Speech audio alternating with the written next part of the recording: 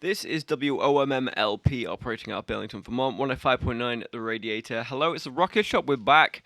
We've been on hiatus for a few weeks, but I'm glad to be back in the studio. I'm your host on production. With me tonight is Marcie Hernandez. Hello. Hi. How's it going? I'm pretty good. I was going to ask you the same thing. I'm good. Well, we do like kicking it off with a song, so what have you got for us? All right, I'm going to play Amanecer.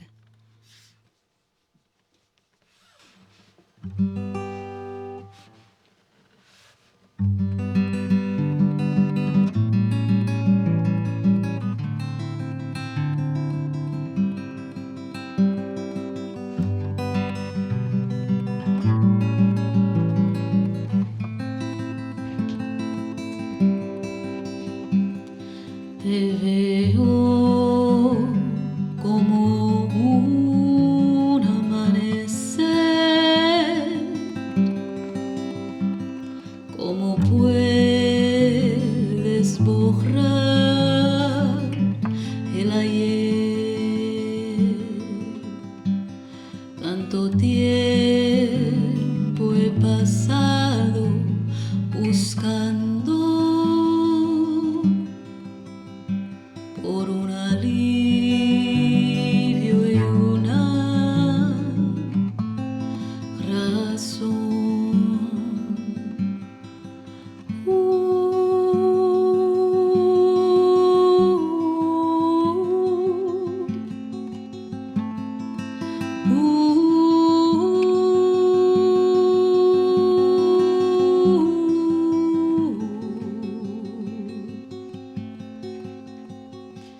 You know I can't really give myself away.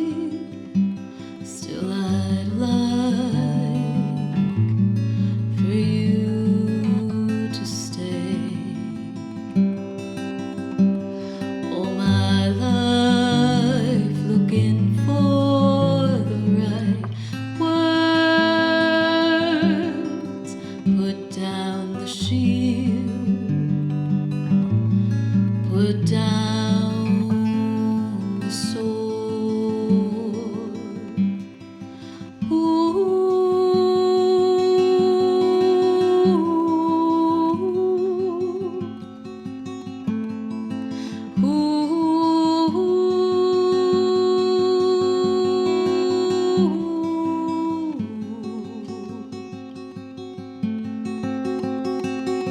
How good could it be if you were willing to see? Paso mis días preguntando quién quieres ser. Toda tu vida atada a un hombre. Quiero saber qué es lo que tengo dentro de mí. Quiero llorar, quiero aprender, quiero reír.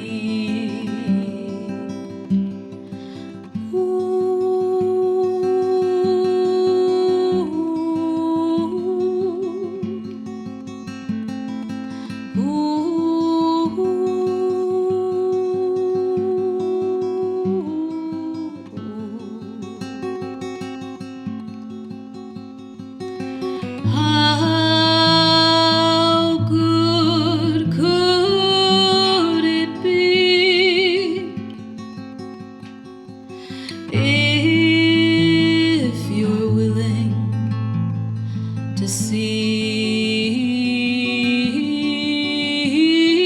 Sweep my house violently. Once was blind, but now I see. You swept my house violently.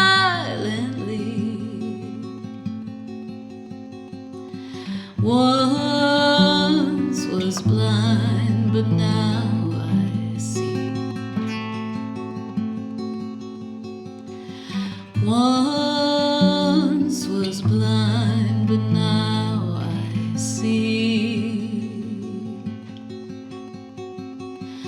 Once was blind.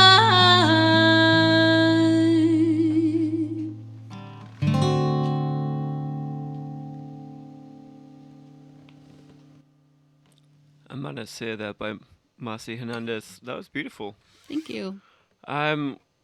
So I didn't butcher the title there, You did did I? not. Fantastic. My Spanish is awful. But so I'm told that is sunshine in Spanish. Is that correct? Is that sunrise? Sunrise. Sunrise. Sunrise. Definitely some religious overtones there. Once was blind, then I see it. What's the general kind of theme of that song?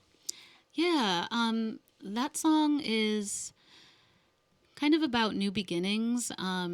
So the idea of a sunrise, of a new day, and came from a time in my life that felt like a new beginning, very much.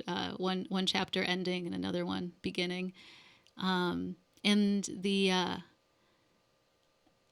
what's interesting, I think, when we are going through transitions like that is that typically, at least in my life, it seems like you are usually giving something up in order to move on to a new phase. So there's a little bit of that, maybe sorrow or melancholy in that song. I see. Yeah. Something lost. Yeah. I've got to ask, how's the weather been for you this winter? Oh man, this has been a harsh winter for me because, yeah, I'm not a big fan if Yeah. you haven't heard. Yeah, it is somewhat apparent on one of your tracks. Right.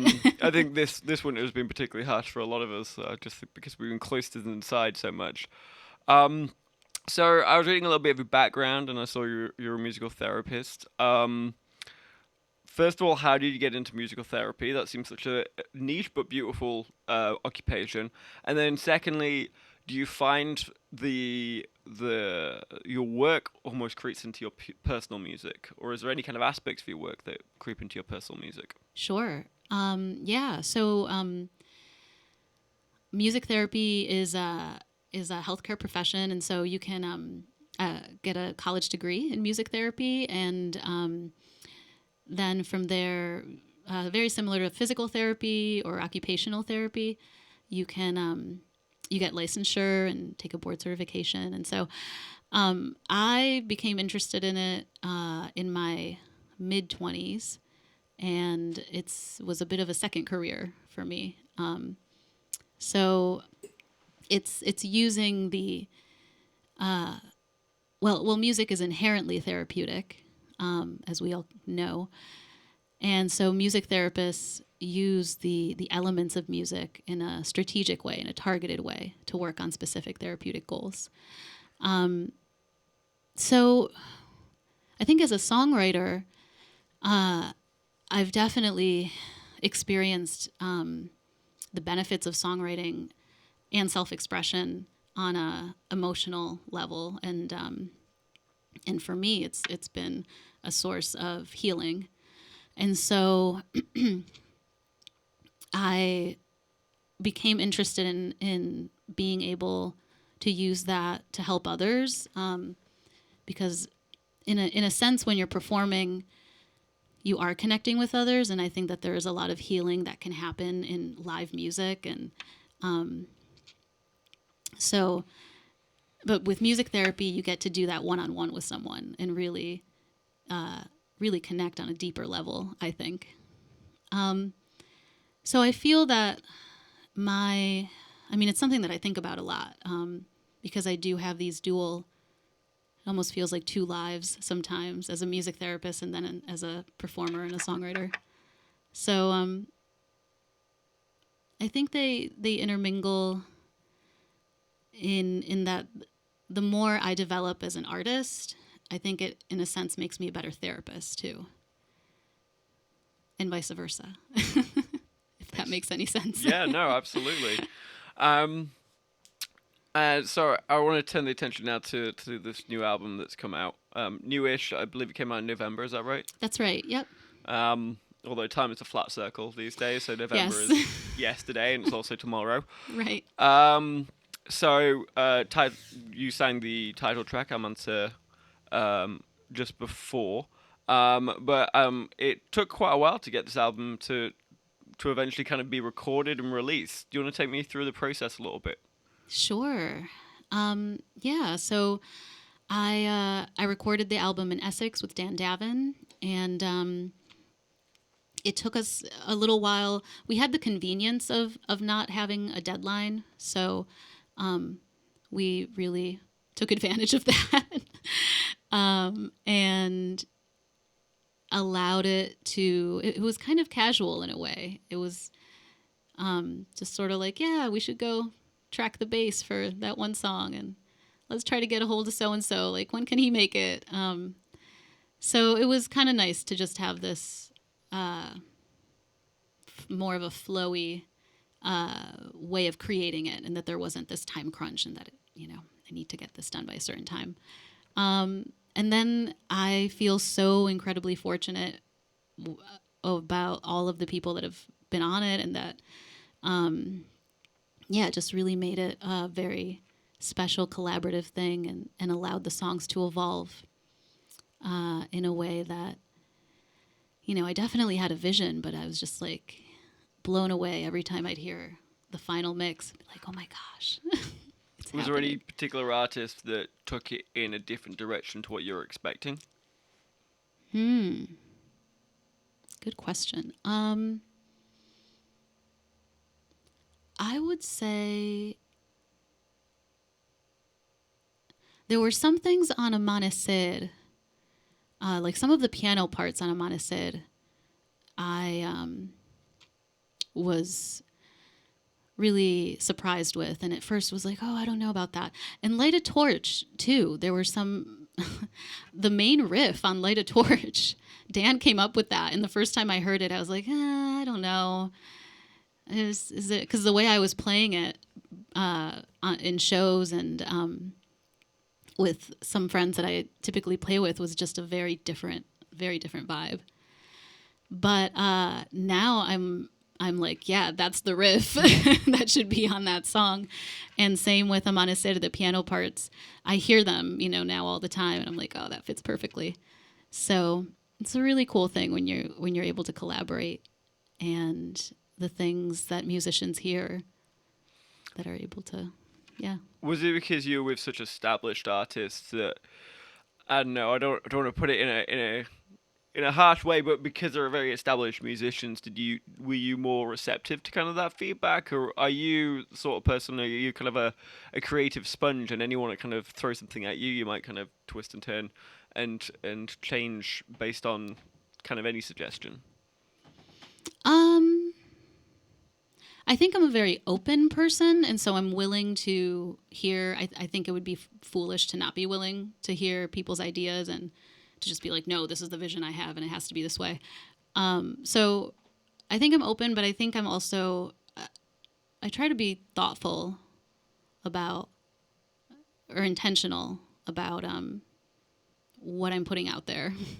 So I wouldn't, I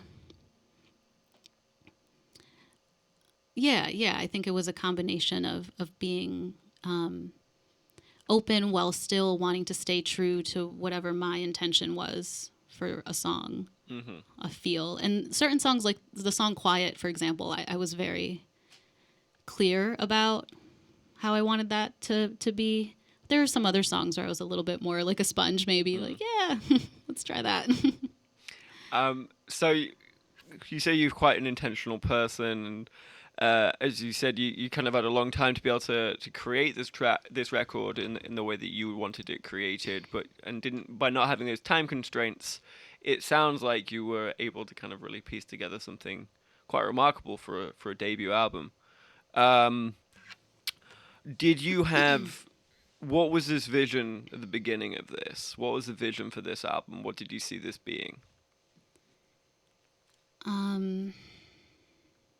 In what way? I guess the thoughts you had in your head regarding this album when you like first started the project 3 years ago. Yeah. is the end product similar to what you had imagined in the first place?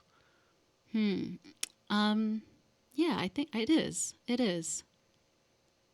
There was one song that I really thought was going to make the album, but it didn't eventually. So that was something that changed in the process. But other than that, I feel like it pretty much represents what I had in mind. Yeah. Is there like a common theme or topics you return to in each track, or is there a certain kind of emotion that you're trying to convey with the album, or is each song kind of its own separate entity? I think the overarching emotion that I'm trying to convey is hope. And with that idea of Amanecer, the sunrise, and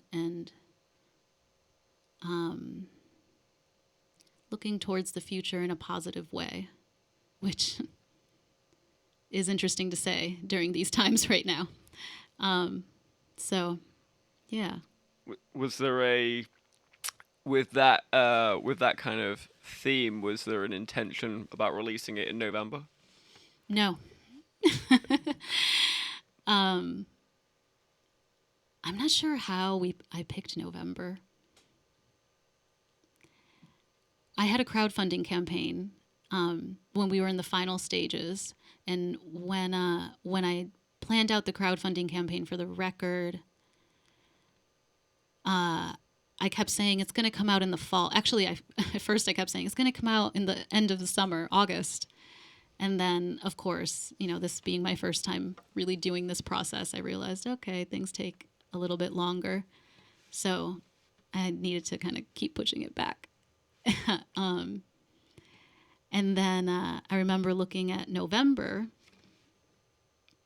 and definitely wanting it to come out before the end of the year, and not really wanting it to come out in December because I feel like, I don't know, that didn't feel right to me. So yeah, I just sort of said November 20th before Thanksgiving.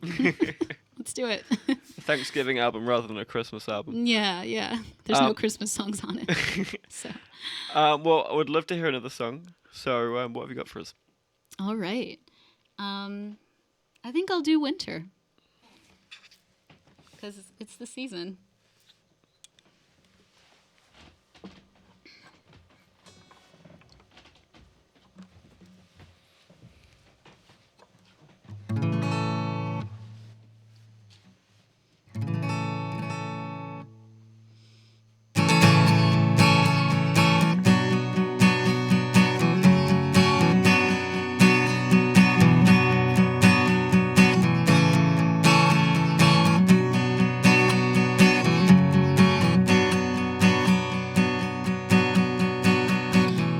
Leaves are turning, falling to the ground, and my soul is burning.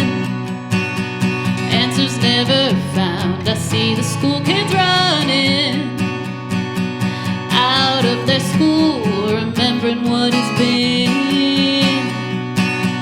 Winter's coming.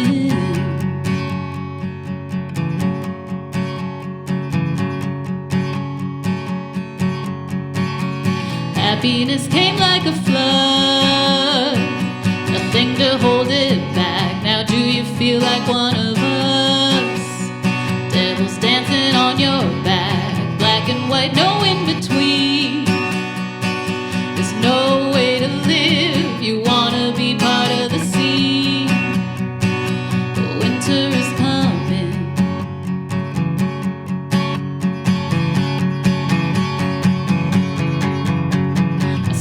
Never recognize you, even if I stood beside you. Talk about the time that's flying by.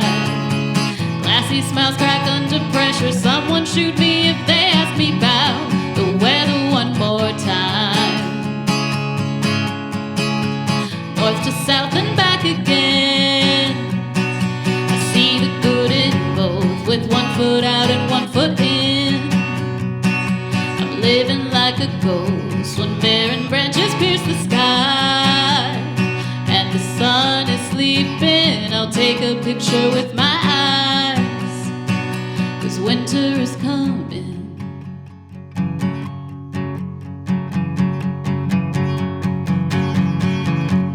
I swear I'd never recognize you, even if I stood beside you. Talk about the time that's flying by. Lassie smiles crack under pressure. Someone shoot me if they ask me about the weather one more time. Oh, one more time.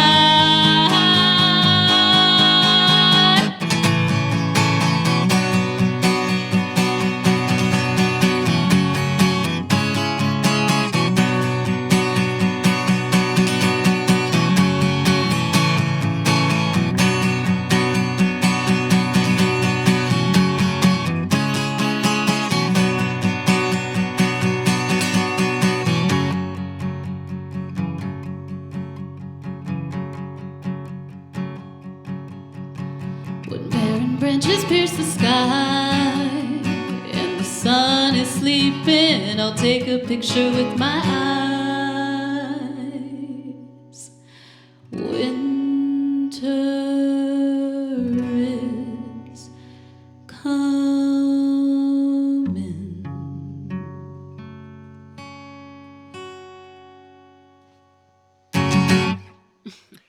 Winter there by Marcie Hernandez. So, obviously no secret, you're not a big fan of Winter. But you, I used to not be a big fan. oh, you're a fan now. Has I this am a changed? fan now. I wrote that song a few years ago when I was still kind of a newbie to Vermont. So, you come from Rochester, New York. I though, right? do.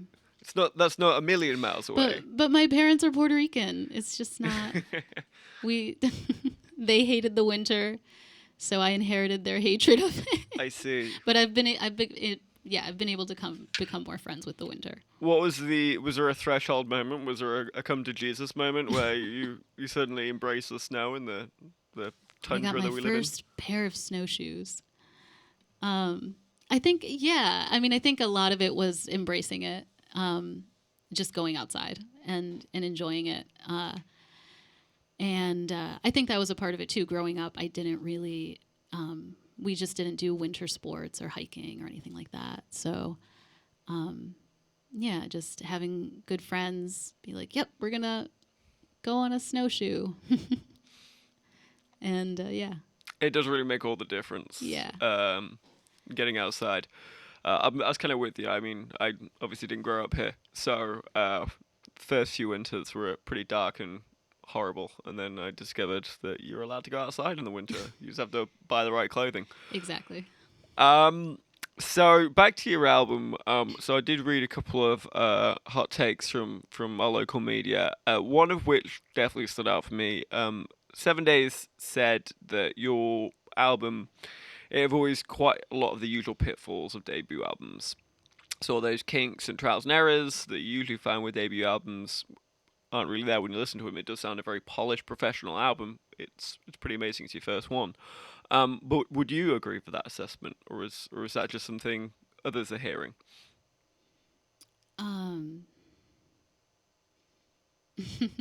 think there's always room for improvement, I guess. I mean, I'm really happy with the album. I'm very pleased with how it all came together. I think as a vocalist, there's always things that you listen to, and for myself, I think I'm always like, oh, I could have like sung that phrase differently, or just done, certain vocal things differently. But that could also just be my inner critic. So, Right. yeah. Especially if you work on a project for a long time, you end up overthinking things, and often projects have a tendency to be overproduced in that situation. But it didn't seem the case with you with this particular album. Mm-hmm. Was there a moment where you're like, stop, draw the line, this is it, this is what's going out, or did that come naturally? Did you listen to it one day and go, right, yeah, no, this is about where I want it to be? In terms of the production, Yeah. It felt it felt very clear when with each song when I knew, okay, this is it. We don't need to add anything else to this. Um,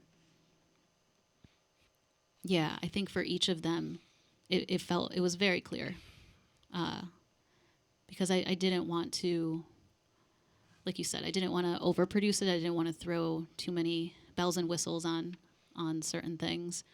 Um, and with certain songs, I really just wanted, uh, maybe two or three instruments on the track. Um, or Evolution, it's just me and piano. And I thought for a little while, I was like, oh, we could add some violin, we could add. But at the end of the day, I was like, no, let's just keep it. Yeah.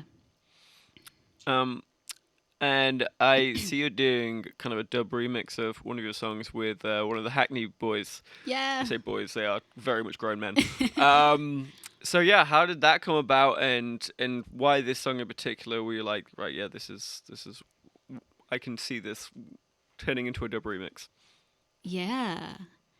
Um, well, I should give credit to my friend Joe Adler because he was the one who was like, maybe you should do a dub remix of Light a Torch. And I was like, huh?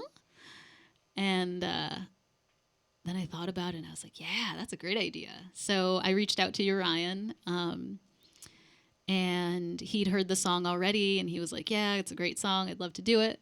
And the rest is history. That was it. We had the one conversation. He's like, I'm on it. Wicked. Yeah. I've not had to listen to it yet. Is it? Is it? It's not out yet. It's not out yet. Yeah, so Okay. that's coming out next Tuesday, and I'm doing a live stream for it as well. So I'll be live streaming from the Zen Barn in Waterbury, Hmm. and it'll be on Jamcast Network and Facebook Live. Nice. We'll have to watch out for that one. I'm glad we kind of moved on to the debut single "Light a Torch."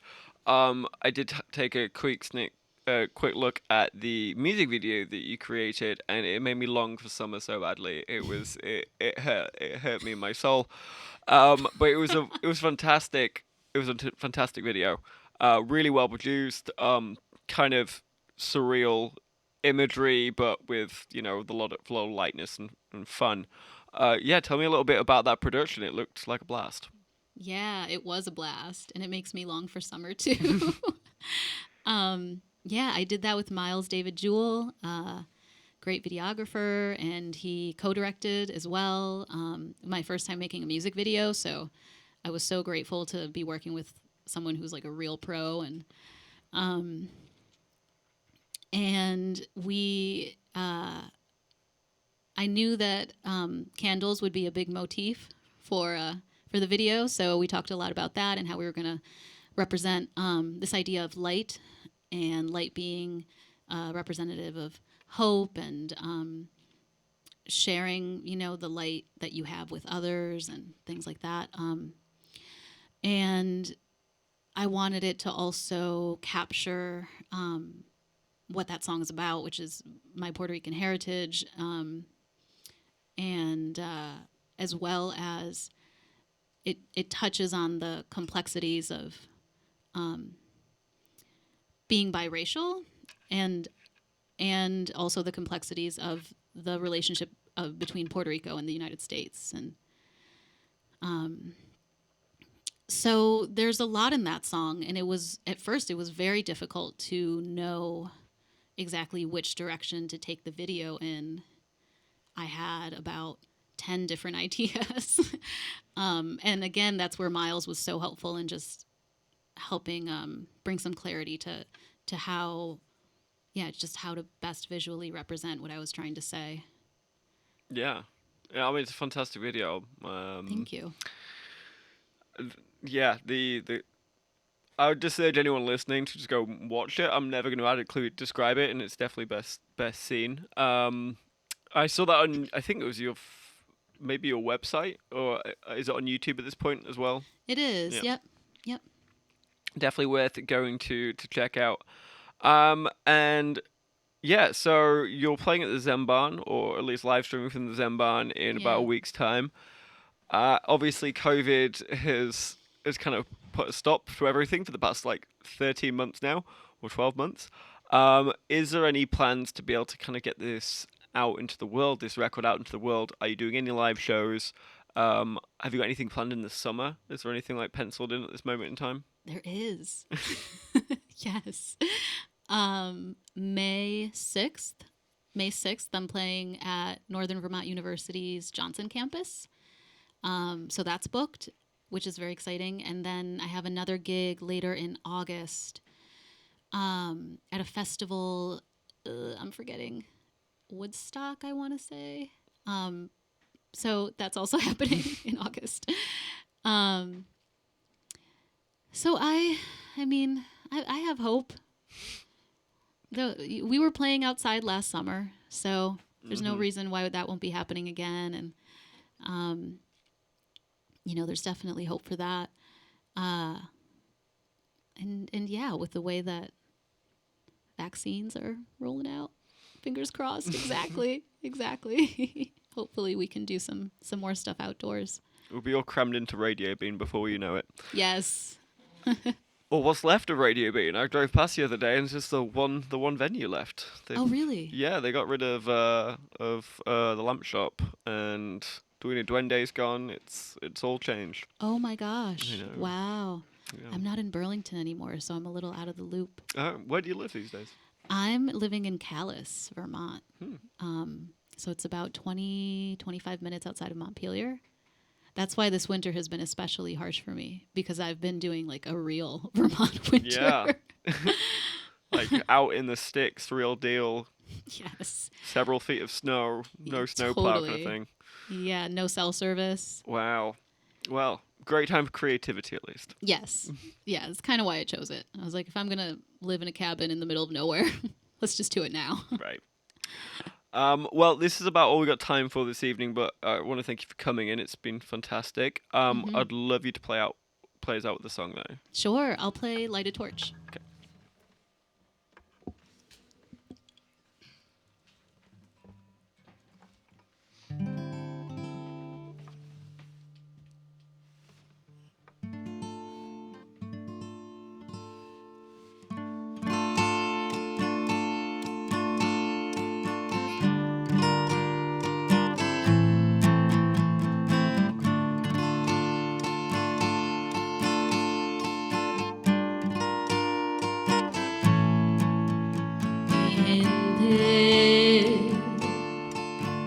Mi pueblo, lo malo y lo bueno, la carga que te han dado es de un mundo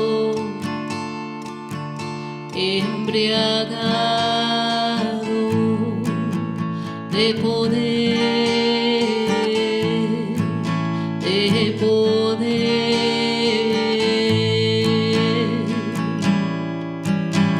Te veo desde tan lejos, me pongo en tu pellejo, la lucha.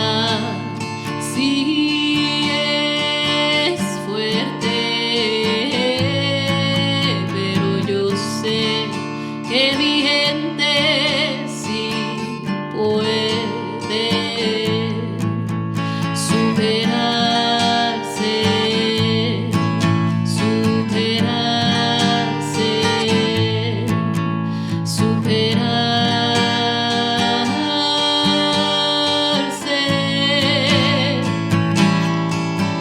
Tú eres la isla del encanto, siempre lo serás. Belleza en tus palmas, te llevo en mi alma. Como la flor del loto que nace en el fango, mi gente seguirá luchando, perseverando. Oh, oh, oh.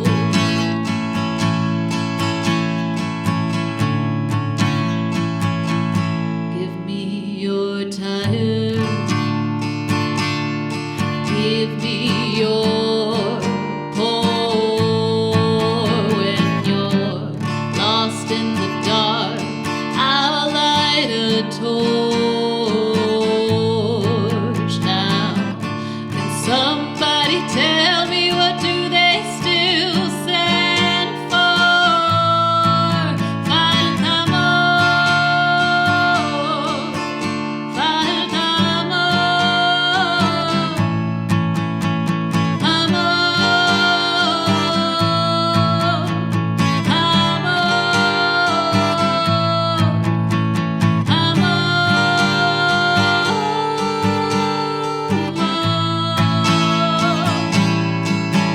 Tú eres la isla del encanto, siempre lo serás.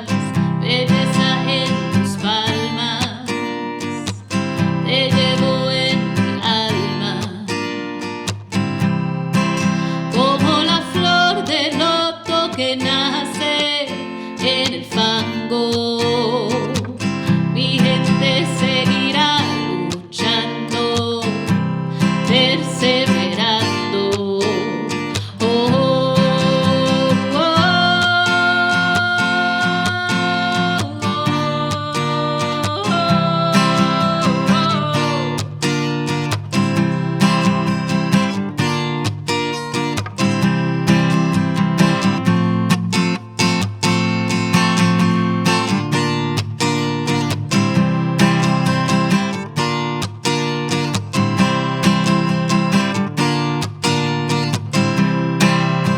Preciosa, preciosa, preciosa, Boringen, eres parte de mí, yo soy parte de ti. Ay, preciosa, preciosa, preciosa, Boringen, siempre estarás aquí, eres parte de mí.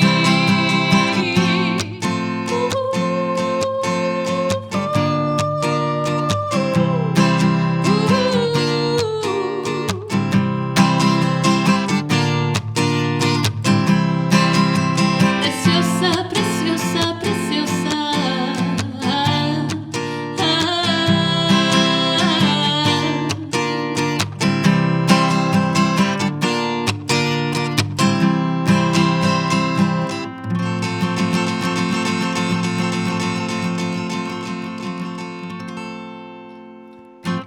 Marcie Hernandez playing us out there with Light Touch. Thank you so much for coming in. I really do appreciate it. You're welcome. Thanks for having me. Just before we finish, with anything you'd like to plug, any kind of Instagram, Facebook, or anything like that? Sure. Yeah, you can follow me on Instagram at Marcie Musica, and Facebook is just Marcie Hernandez. And I've got my live stream next Tuesday that I hope people will come and check out. Really excited for that. And be on the lookout for the remix next Tuesday, March 9th. Well, thank you once again for coming in, Marcie. Join us next week. We got Jacob Green with Nathan McCoud. That'll be on 105.9 The Radiator, The Rocket Shop. I've been your host, Tom Proctor, and good night.